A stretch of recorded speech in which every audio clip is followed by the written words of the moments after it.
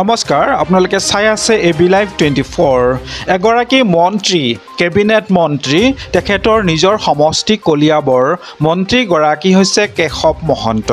সম্ভৱতঃ তেখেতৰ ৰাজনৈতিক জীৱনত কোনো দিনেই যোৱাকালিৰ দৰে পৰিৱেশ এটাৰ সন্মুখীন হোৱা নাই এক বুজাব নোৱাৰা অস্বস্তিকৰ আৰু ৰুদ্ৰমূৰ্তি ধাৰণ কৰা ৰাইজৰ সন্মুখত এক বিপদসংকুল অৱস্থাত উপনীত হোৱা কথা হয়তো মন্ত্ৰী গৰাকীয়ে জীয়াই থকা দিন কেইটাত পাহৰিব নোৱাৰিব এক প্ৰকাৰ অপদস্থ হল মন্ত্ৰী গৰাকী কাৰণ হাতীমূৰাৰ মথাউৰিৰ ভাঙৰ ৰাইজৰ অভিযোগ অপ্ৰয়োজনীয়ভাৱে নিজৰ স্বাৰ্থ সিদ্ধিৰ বাবেই নিৰ্মাণ কৰা সুইচ গেটৰ বাবেই মথাউৰি ছিগি গ'ল ৰাইজৰ অভিযোগ চাওক লগতে জখলাবন্ধা চিভিল হস্পিটেল তিনিআলিৰ দৃশ্যটো চাই ল'ব ইয়াত এই মানুহৰ কাৰণে তেওঁ আহি বাৰে বাৰে মাথাউৰি ভঙাই ভঙাই ভায়েকক ঠিকাদাৰ তেওঁ সেইটো মানে এটা ৰুল বনাই লৈছে 30 বছৰে তেওঁক আমাৰ বিধায়ক বনালো এইটোৰ কাৰণে আমাক পানী ডুবাই ডুবাই ৰাখিবৰ কাৰণে তেওঁ বাৰে বাৰে এইটো এটা মানে ৰাজনীতিক খেলি লৈছে যে পানী সুমুৱাই দিম মানুহক 2 টকা দিম হৈ যাব তেখেত আহিব লাগিব কেশৱ মহন্ত তেওঁ আমাৰ বাসিন্দা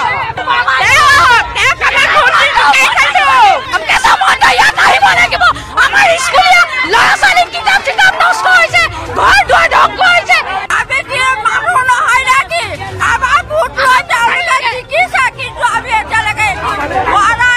একো পোৱা নাই নালাগে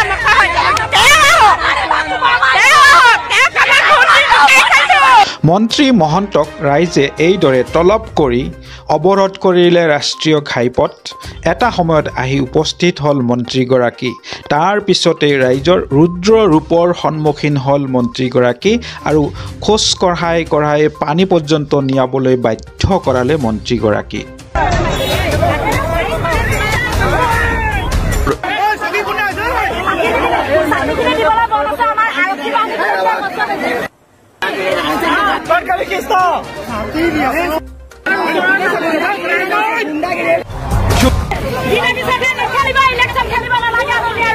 আমি আপোনাক আৰু জিকাব নোৱাৰো ইমান অন্যায় কৰাৰ পিছত